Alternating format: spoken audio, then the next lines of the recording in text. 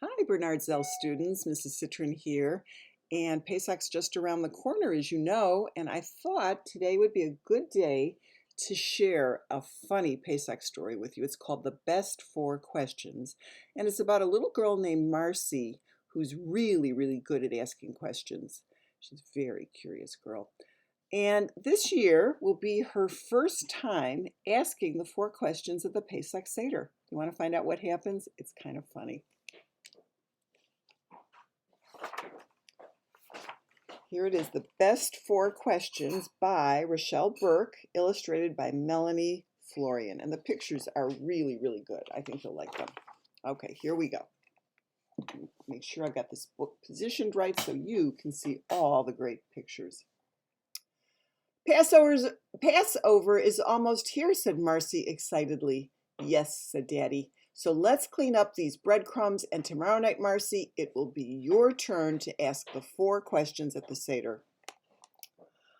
Hey, that's my job, said Jake, the big brother. The youngest person at the Seder gets to ask the four questions, Jake, said Daddy. Now that Marcy's learned to read, it's her turn to ask them. Oh, she'll mess it up, grumbled Jake. Marcy remembered her brother asking the four questions at the Seder last year. The grown-ups all said they were proud of him. Marcy was sure she could do a great job with the four questions. After all, she knew a lot about questions. She asked them all the time, like, why does that man have hair in his ears? Can I have a pet elephant? Are we there yet? Asking four questions on Passover would be easy, thought Marcy, and hers would be the best ones ever. And here she is, and there's the family dog with Marcy. I'll help you practice, said Mommy, but Marcy didn't want help. Can't I practice by myself, she asked. That's one question already. Marcy grinned and skipped off to her room. Mommy, she called a little later, should I wear my ruffled dress or the one with polka dots? Will Aunt Jessica be there? Can I bring my hamster? Do I need a sweater? Enough questions, said Mommy. It's time to get ready for the Seder. But Marcy was getting ready. Can't you see I'm practicing my questions? She asked. At Grandma and Poppy's house, Marcy practiced more. Is that the Seder plate? What's on it? Can I carry it to the table? She asked. Grandma handed her the beautiful Seder plate and pointed out to one of the little dishes. This is horseradish. We call it morer, and this is charosis made with apples and nuts, and here's a bone, and here's an egg, and a sprig of parsley. Poppy sat at the head of the table with a big cushy pillow on his chair.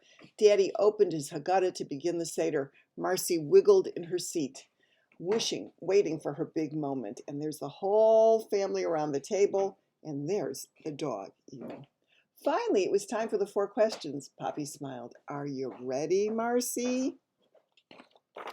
And she is ready. Listen to her questions.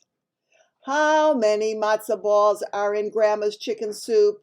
Why does Uncle Benji always fall asleep during the Seder? Are worms kosher for Passover? Is horseradish made from horses? Marcy beamed and looked around the table. Mommy's mouth dropped open. Grandma scratched her head. Poppy chuckled. What kinds of questions are those? Asked Jake. You're supposed to ask the ones in the Haggadah. Marcy turned as red as the Seder wine and sank into her chair. How do you think she's feeling right now? You know, said Poppy thoughtfully, I've always wondered how many matzo balls are there in Grandma's chicken soup. And I know Jake's eating habits, said Daddy. We should probably find out if worms are kosher for Passover. Everyone took turns answering Marcy's questions. There are 24 matzo balls in a pot of my chicken soup, said Grandma. Horseradish is a spicy vegetable, not part of a horse, said Aunt Jessica.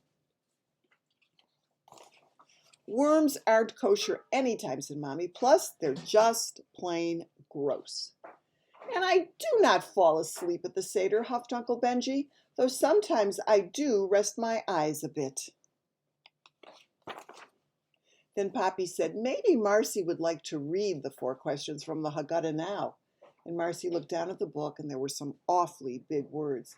Can Jake read them with me? Asked Marcy. Well, that's another question, Jake said, but he grinned. They turned to the 4 questions page in the Haggadah and read together. Why is this night different from all other nights? On other nights we eat bread or matzah. Why do we eat only matzah tonight? On other nights we eat all kinds of vegetables. Why do we eat morar tonight? On other nights we do not dip our foods. Why do we dip our foods twice tonight? On other nights we eat our meals sitting any way we like. Why do we lean on pillows tonight? When Marcy looked up from the Haggadah, everyone was smiling, and she felt very proud. Good job, said Poppy.